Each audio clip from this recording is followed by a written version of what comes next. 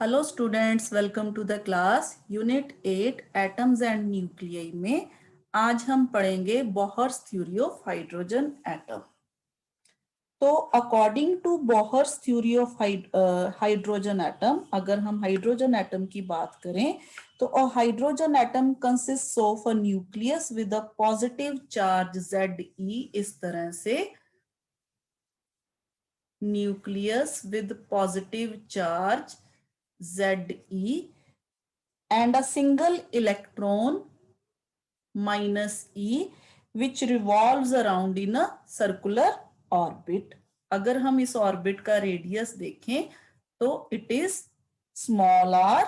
Here z is atomic number. और अगर हम हाइड्रोजन की बात करें तो हाइड्रोजन के लिए जो z है उसकी वैल्यू हो जाएगी 1। तो यहाँ पे हम ये मान लेते हैं जो इलेक्ट्रॉन है वो v स्पीड के साथ रिवॉल्व कर रहा है न्यूक्लियस के आसपास। और मान लीजिए मास ऑफ इलेक्ट्रॉन जो है वो स्मॉल m है। इस तरह से इलेक्ट्रॉन जो है अपने ऑर्बिट में v स्पीड से क्या कर रहा है, रिवॉल्व कर रहा है। तो यहाँ पे electrostatic force of attraction between the nucleus and the electron वो हो जाएगी Fe is equal to 1/4 pi epsilon naught E into Ze by r square। जैसा कि मैंने अभी आपको कहा Z is equal to 1 for hydrogen atom, तो यहाँ पे हम इस तरह से लिख सकते हैं Fe is equal to 1/4 pi epsilon naught E square by r square। तो मान लीजिए दिस इज इक्वेशन नंबर 1।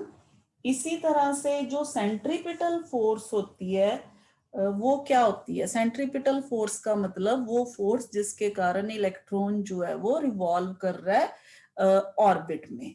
तो सेंट्रीपिटल फोर्स अगर हम कहें उसका फॉर्मूला जो होता है सेंट्रीपिटल फोर्स का, सेंट्रीपिटल फोर्स अगर हम इसको Fc से रिप्रेजेंट करें तो ये हो गया mv² bye r।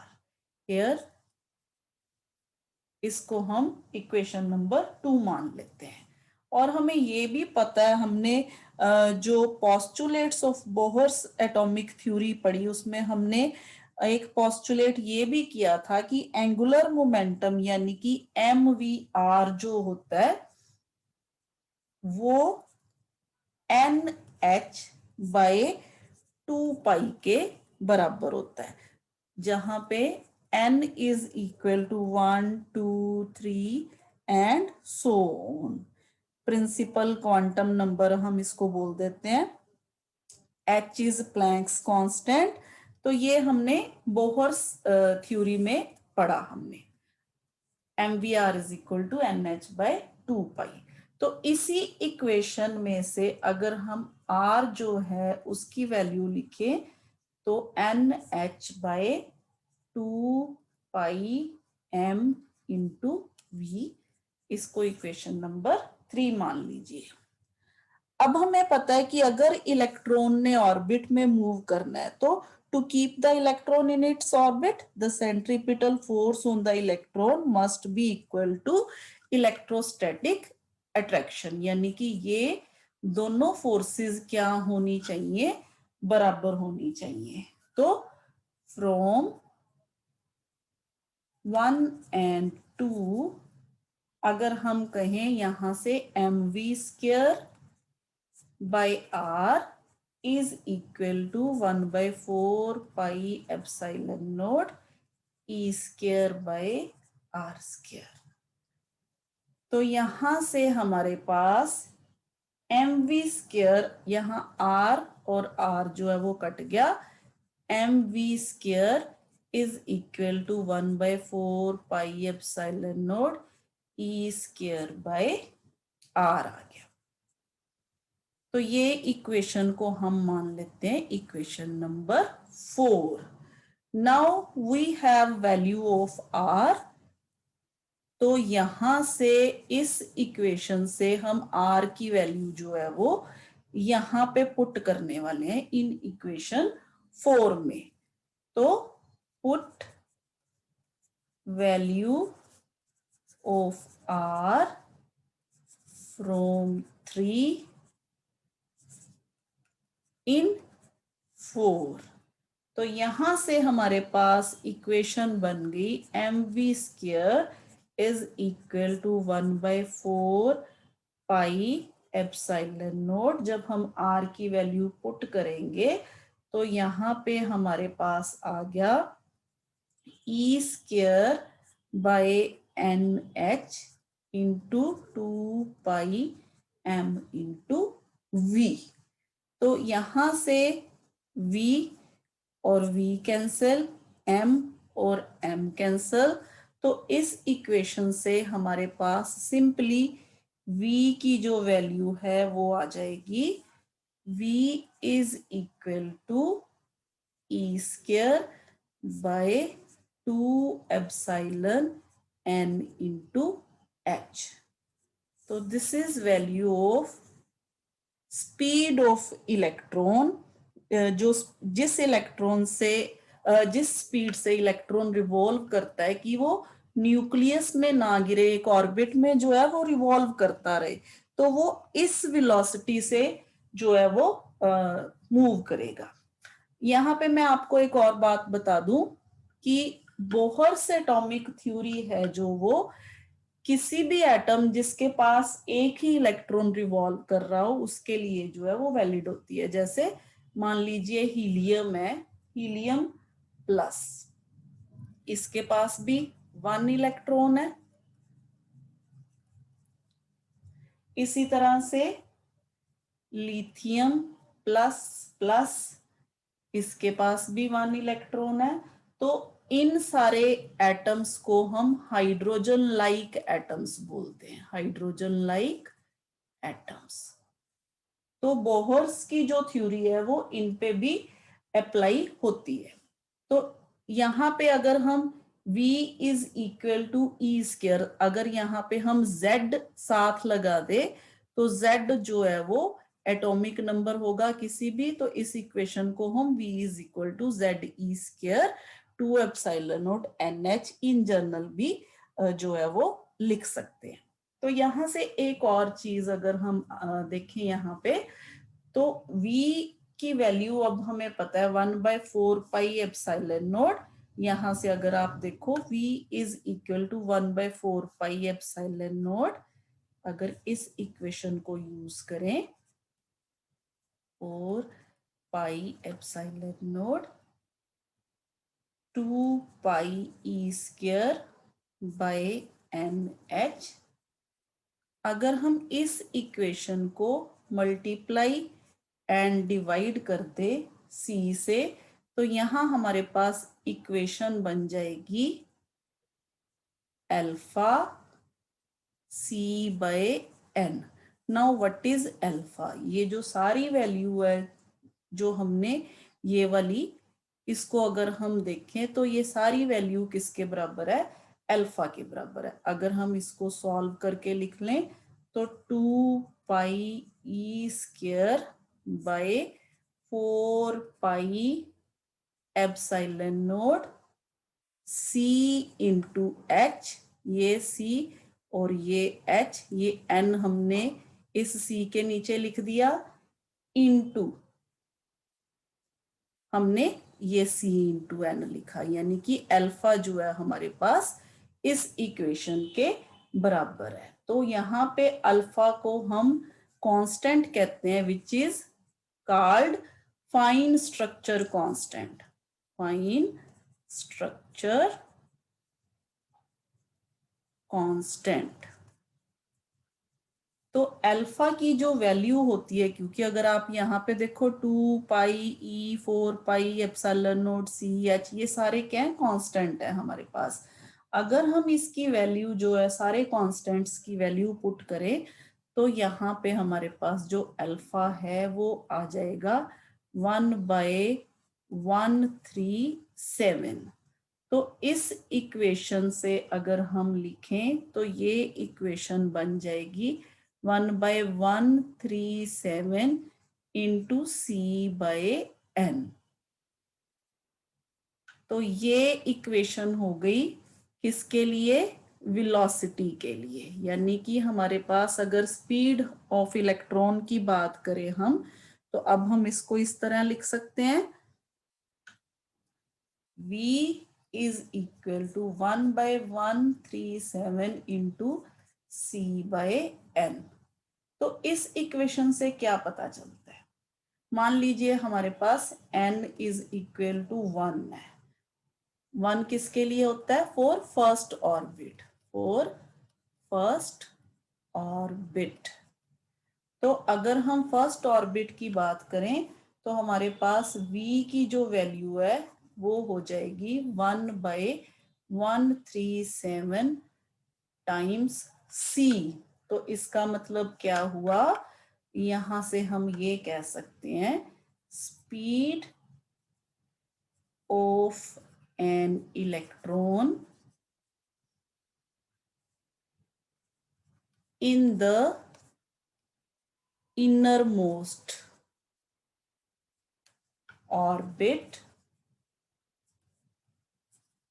of hydrogen atom is 1/137 times the speed of light in vacuum। क्योंकि यहाँ पे C stands for speed of light. तो ये आ गया हमारे पास स्पीड ऑफ हाइड्रोजन एटम में जो इलेक्ट्रॉन है उसकी स्पीड। अब इसी तरह से हम रेडियस भी कैलकुलेट कर लेते हैं। तो हमने इक्वेशन 3 जो है हमारे पास थी, इक्वेशन 3 से हमारे पास r की वैल्यू जो हमने लिखी थी, फ्रॉम इक्वेशन 3 r की वैल्यू थी हमारे पास NH/2πm इंटू v। ये थी हमारे पास इक्वेशन 3। तो इसी इक्वेशन से अब मैं v की वैल्यू है जो वो अलग करूंगी, वो आ जाएगी NH/2πm इंटू r। तो ये जो वैल्यू है हमारे पास v की, इस वैल्यू को हम इक्वेशन नंबर 4 में पुट करेंगे। इक्वेशन नंबर 4 में आपको दिखा देती हूँ। This is equation number 4। This is equation number 4। इस इक्वेशन में हम वैल्यू पुट करेंगे अब v की। तो करते हैं, m into v square n square h square divided by 4 square m square r square is equal to 1/4 e square by r। तो यहां से m इसी तरह से ये 4 और ये 4 एक कट हो गया, एक r कट हो गया। तो यहां से हमारे पास r की जो वैल्यू है m square h square epsilon not divided by m e square. तो यहां से अगर आप देखो तो r जो है is proportional to n square. तो इसका क्या मतलब है? As r is proportional to n square, the radii of the permitted orbits increases in the ratio of, किस रेशियो में? 1:4:9:16 एंड सो ऑन। तो अगर हम radius of the inner most orbit पता करें, जिसको हम बोहर्स रेडियस कहते हैं, तो बोहर्स रेडियस क्या है वो भी देख लेते हैं। What is Bohr's radius?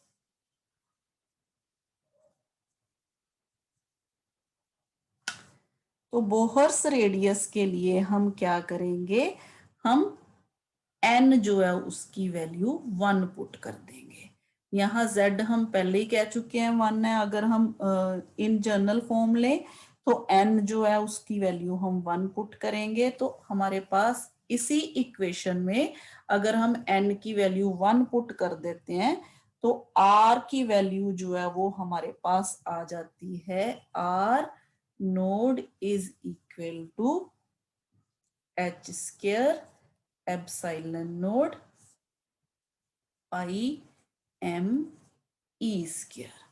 तो अगेन अगर आप देखो h Planck's constant, epsilon constant, pi constant, mass constant, e constant, ये सारे क्या है हमारे पास कांस्टेंट्स हैं। तो इन सब की अगर हम वैल्यू पुट करें तो हमारे पास जो r नोड यानी कि बोहर्स रेडियस है, जो अप्रोक्सीमेट वैल्यू हमारे पास आती है वो आ जाती है 5.29 into 10 raised to power minus 11 meter, which is approximately equal to 0.53 angstrom. तो दिस इज बोहर्स रेडियस, इसको हम क्या कहते हैं, बोहर्स रेडियस। इसी तरह से हम नेक्स्ट जो देखेंगे वो है what is energy of hydrogen atom. तो next is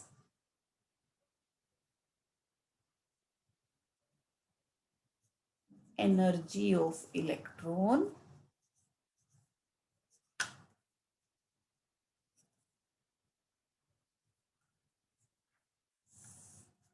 ji, energy of electron अगर हम देखें it includes the electron's kinetic energy and electrostatic potential energy of the two charges. यहाँ पे टू चार्जेस कौन से हैं अगेंस्ट, हमने कहा कि यहाँ पे प्लस ZE और यहाँ पे माइनस E, तो ये दो चार्जेस है। अब इन दोनों के बीच में हम काइनेटिक एनर्जी और पोटेंशियल एनर्जी यानी कि हम टोटल एनर्जी कैलकुलेट करेंगे। The total energy of electron revolving around the nucleus in the orbit of radius r। यहाँ पे हम टोटल एनर्जी फाइंड आउट करेंगे। Total energy of electron revolving around the nucleus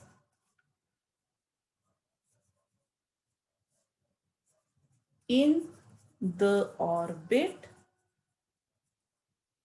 of radius r। तो उसके लिए हमें दोनों एनर्जीज चाहिए, यानी कि हमें काइनेटिक एनर्जी भी चाहिए और हमें पोटेंशियल एनर्जी भी चाहिए। तो सबसे पहले what is kinetic energy, here what is kinetic energy. Kinetic energy जो है वो होती है हाफ mv स्क्वायर। तो अब हमने क्या करना है, जो v की वैल्यू हमने कैलकुलेट करके रखी है वो इसमें पुट कर देते हैं। Kinetic energy is equal to half m into e square by 2 epsilon naught NH square. तो यहां से हमारे पास काइनेटिक एनर्जी जो है वो आ गई half m e raised to power 4 divided by 4 epsilon naught square n square h square। तो 1/2 into 4 again यहाँ पे m e 4 by 8 epsilon naught square n square h square। तो ये आ गई हमारे पास काइनेटिक एनर्जी। इसी तरह से हम पोटेंशियल एनर्जी भी देख लेते हैं। व्हाट इज पोटेंशियल एनर्जी, अगर आप इसको U से लिखना चाहो तो पोटेंशियल एनर्जी क्या होगी, U is equal to 1/4 pi epsilon naught now electron is, यहाँ पे हमारे पास दोनों एक इलेक्ट्रॉन है और दूसरा क्या है, हमारे पास पॉजिटिव चार्ज है, तो E into minus e by r, ये होती है हमारे पास पोटेंशियल एनर्जी की वैल्यू। तो यहां से हमारे पास ये आ जाएगा is equal to -1/4 pi epsilon naught e square by r. तो यहाँ पे हमने क्या करना है, अब इस इक्वेशन में जो हमने आर की वैल्यू निकाल के रखी है पीछे अपनी इक्वेशन में, ये देखिए यहां से ये वाली जो वैल्यू है ये हमने पुट कर देनी है अब इस इक्वेशन में।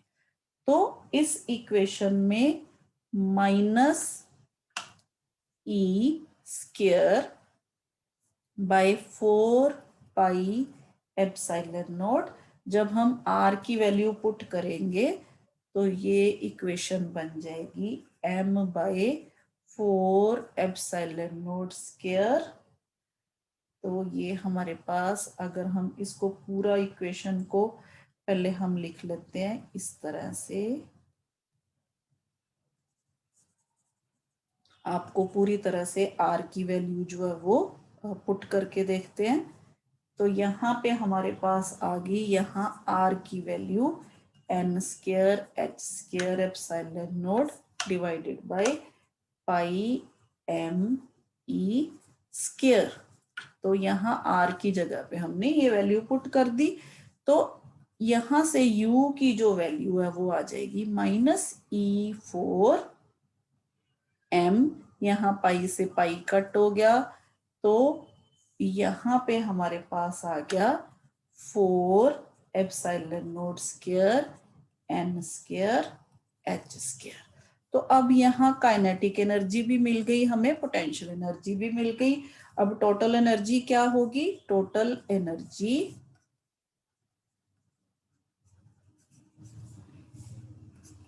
E is equal to kinetic energy plus potential energy.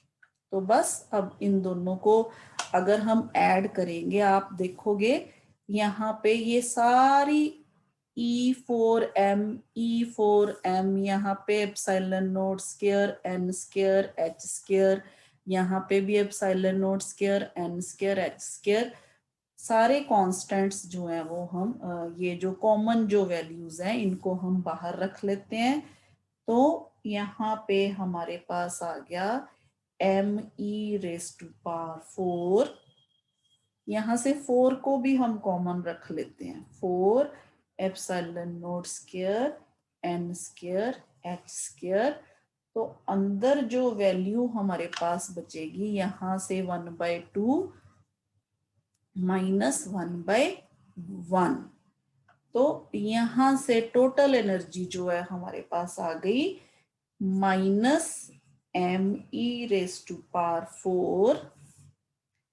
यहाँ पे e⁴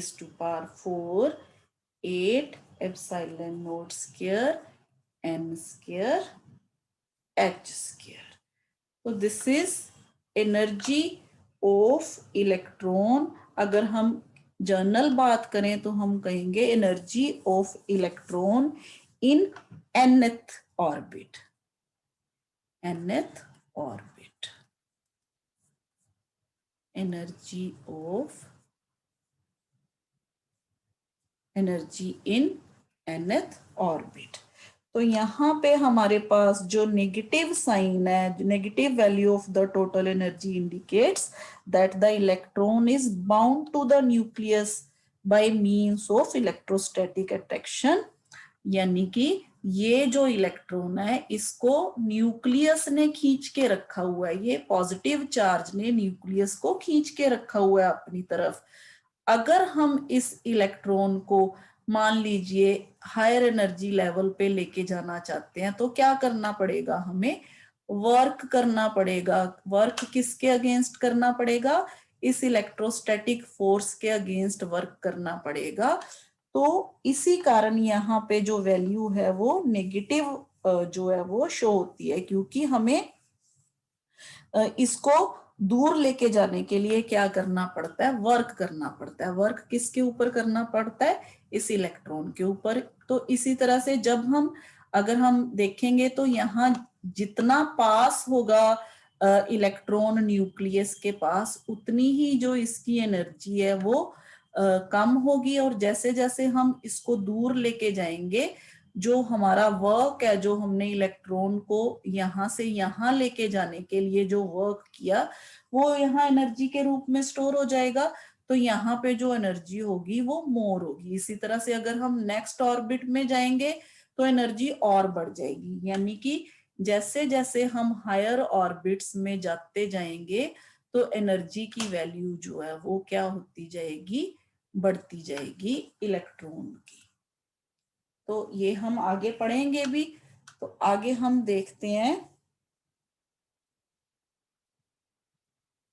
इसी इक्वेशन में, यानी कि हमारे पास जो E की वैल्यू है me4/8 epsilon naught square n square h square minus, अगर हम यहाँ पे मान लें ग्राउंड स्टेट में, यानी कि n इज इक्वल टू 1, तो हमारे पास जो एनर्जी की वैल्यू आ जाएगी E1, अगर हम इसको कहें तो वो आ जाएगी हमारे पास -me4/8 epsilon naught square h square, क्योंकि n को हमने क्या पुट कर दिया, 1 पुट कर दिया। अब फिर अगेन अगर आप देखो यहाँ पे ये सारे कांस्टेंट्स हैं, me8 epsilon not h square, सबकी वैल्यू अगर हम यहाँ पे पुट करें तो energy of electron in first energy level जो है वो आ जाएगी -13.6 इलेक्ट्रॉन वोल्ट के बराबर। तो अगर आप देखो यहाँ पे E जो है वो 1/n स्क्वायर इसके प्रोपोर्शनल है। तो जैसे जैसे हम n की वैल्यू 1 से 2, 3 सोन पुट करते जाएंगे तो जो एनर्जी की वैल्यू है वो मल्टीप्लाई होती जाएगी E1 से। यहाँ अगर 1/2 पुट करेंगे तो 1/4 आ जाएगा। तो नेक्स्ट एनर्जी लेवल है जो वो क्या आ जाएगा, यहाँ पे अगर हम E2 की बात करें तो वो आएगा -me4/8 epsilon naught square h square into 1/4, क्योंकि यहाँ पे हमने n की जगह पे क्या पुट कर दिया, 2 पुट कर दिया। तो ये वैल्यू किसकी थी, ये वैल्यू तो थी E1 की। ठीक है, तो यहाँ पे E1 से हमारे पास क्या मल्टीप्लाई हो गया, 1/4 मल्टीप्लाई हो गया। तो इसका मतलब E2 is equal to E1 into E/4। तो इसी तरह से अगर आप E3 की वैल्यू कैलकुलेट करोगे तो वो आ जाएगी E1 इंटू 1/9, क्योंकि अगर हम 3 को पुट करेंगे 3 square is equal to 9, 1/3 square is equal to 1/9। तो इसी तरह से जैसे जैसे हम यहाँ ऊपर जाते जाएंगे या एनर्जी E1, E2, E3, तो ये जो एनर्जी की वैल्यू है हमें मिलती जाएगी। तो ये था हमारे पास एनर्जी ऑफ इलेक्ट्रॉन। यहाँ पे हमने बात की energy of electron in hydrogen atom की। तो नेक्स्ट अब हम पढ़ेंगे spectral series of hydrogen atom के बारे में। तो आज के लिए इतना ही।